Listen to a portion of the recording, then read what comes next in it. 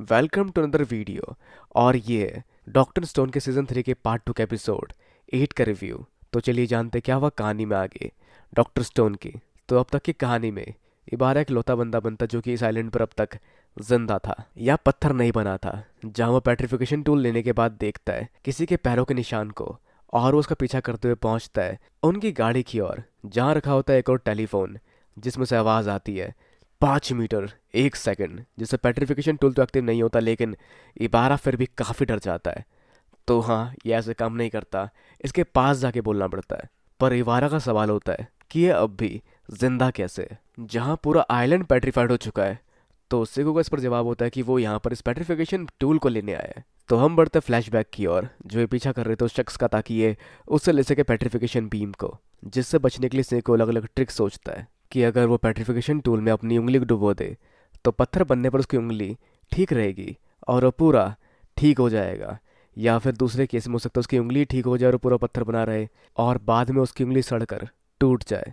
तो इस एक्सपेरिमेंट को किए बिना वो रिजल्ट के बारे में कुछ नहीं सोच सकते। तो अब क्या बाकी रह गया जो सोच रहा होता सेको की, तभी वहाँ क्रोम अपने किसी असरदार पर बचकाने आइडिया के साथ सामने आता है, जिसके हिसाब से इन्हें अपने दोनों हाथ फैलाकर खड़े होना है और जैसे पहले हाथ को छुएगी पेट्रिफिकेशन बीम, इन्हें अपना दूसरा हाथ खड़ा कर देना है।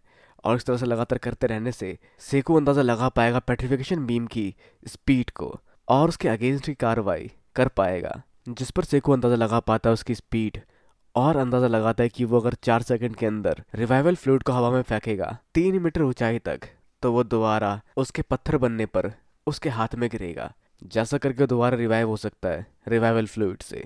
पर इसे एकदम परफेक्ट काउंटडाउन के साथ करना है, वरना ये पत्थर भी बन जाएगा और रिवाइवल फ्लूइड काम भी नहीं आएगा। पर काउंटडाउन जिसमें काफ़ी बेहतरीन है सेंकू, जिसको इसमें 3,000 साल का एक्सपीरियंस है। तो जिस पल वो हवा में फेंकता है उस फ्लूइड को और जैसे पेट्रिफिकेशन बीम उसको छूती है, उसके साथ वो फ्लूइड भी उसके हाथ में गिरता है, जहाँ दोनों चीज़ें साथ में काम करना शुरू कर देती है। तो शुरू से रिवाइवल फ्लूइड इसके अगेंस्ट ही काम करती थी, तो अगर शायद वो अपनी उंगली डुबोता या पूरा डूबा होता उस फ्लूइड में तो उसके अगेंस्ट ये काम नहीं आती। पर जो अगेन बाद में एक्सपेरिमेंट करके पता लगाया जा सकता है।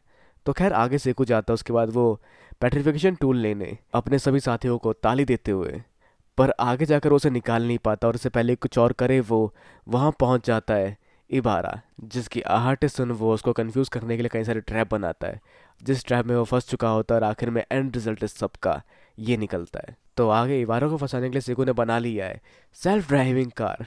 पर वो इतना भी सेल्फ ड्राइविंग नहीं है, जो कुछ तारों से कनेक्ट होकर इनडायरेक्टली काम करती है और ठोक देती है इबारा को। पर उस क्रैश में इबारा कहीं दिखाई नहीं देता और सेको को काफ़ी आसानी से मिल जाता है पेट्रिफिकेशन टूल।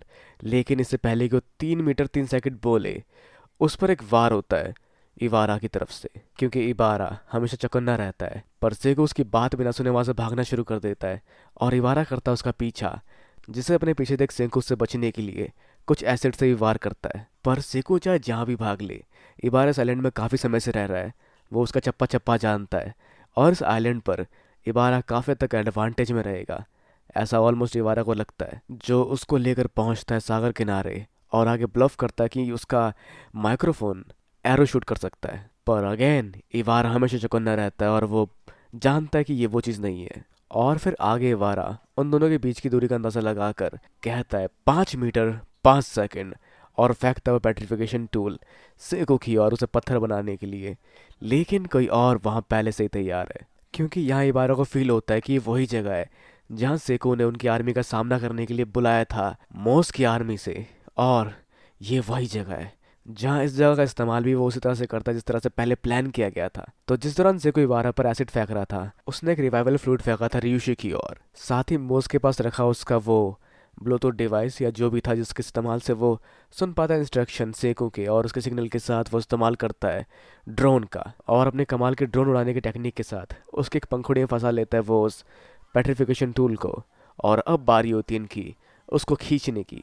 पर उस पेट्रिफिकेशन टूल में कमांड दे दी गई है जो दोनों लोग ही जानते हैं, जहाँ दोनों आखिरी मौके पर उस पेट्रिफिकेशन टूल को छोड़ने की प्लानिंग से लगे हुए हैं, खींचने में और एक दूसरे को उल्लू बनाने में।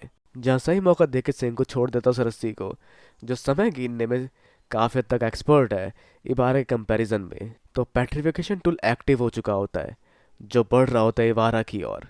पर उसकी डायरेक्शन दोबारा चेंज करने के लिए इबारा अपनी टोपी फेंक के मारता है, जो फिर से वो कहता है कि मैं काफ़ी चौकन्ना रहता हूँ। और आगे हम देख पाते हैं ऋषि को जो भाग के उस तरफ बढ़ता है, लेकिन वो भी पत्थर बन जाता है उस दौरान और नीचे गिरकर टूट जाता है, जिसपे इबारा उसकी हंसी उड़ाता है कि तुम खाली पीली अपनी जिंदगी ज़ाया कर रहे हो। और उसके हाथ लग चुका होता है पेट्रिफिकेशन टूल, पर नहीं, क्योंकि पेट्रिफिकेशन टूल के साथ उसमें लगा होता है वो ट्रांसमीटर जो ट्रांसमिट करता है सेको की आवाज़ें इस टेलीफोन से। और वो कहता है वहीं पर 5 मीटर 1 सेकंड, क्योंकि इबारा यह एक चालाक किस्म का इंसान है जिनको इनडायरेक्टली बेवकूफ़ बनाना किसी और तरह से खुद को कमज़ोर दिखाकर काफ़ी आसान होता है। तो आगे पेट्रिफिकेशन टूल काम करता है और पत्थर बन जाता है इबारा, और इस तरह से सेकू जीत जाता है इस बार भी, जहाँ इस पूरे आइलैंड पर सिर्फ वो अकेला इंसान रह गया है। पर अब इसे दोबारा सबको रिवाइव करना है और उस पर समय कॉल आती है एंड में इनके प्रीवियस आइलैंड से, जो उनके मिशन के बारे में पूछते हैं, जहाँ कुछ देर पहले सेको अपने पुराने अतीत को याद कर रहा था जब उसके साथ कोई नहीं था, वो अकेला पत्थर से इंसान बना था। पर इस बार ऐसा नहीं है, इस बार वो अकेला नहीं है। तो यही था एपिसोड 8। और वैसे अब आप क्या सोचते हैं क्या हो सकता है आगे डॉक्टर स्टोन के सीजन 3 के पार्ट 2 के एपिसोड 9 में? अपने विचार हमें नीचे कमेंट में बिल्कुल वीडियो को लाइक शेयर सब्सक्राइब करना भी बिल्कुल ना भूलें। अगली मिलते हैं अगली वीडियो में। Sayonara and have a nice day.